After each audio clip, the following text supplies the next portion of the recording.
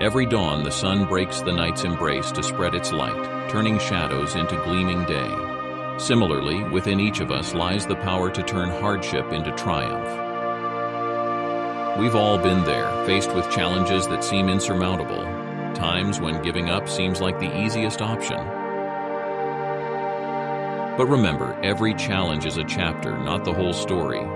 Think of the moments that made you smile, the memories that fueled your passion, and the people who believe in you. Now imagine combining that spark of positivity with action. What if every obstacle was just a stepping stone to something greater?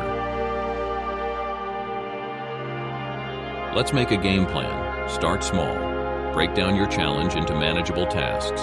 Each small victory will build your confidence. Seek inspiration. Surround yourself with optimistic voices. Read an uplifting story, listen to a motivational podcast, or simply call that friend who always knows how to light up your day. Community is powerful. Share your journey and you might be surprised at how many people join you, or have been there and can offer guidance. Lastly, remember to celebrate every milestone, no matter how small. Every step forward is a testament to your resilience.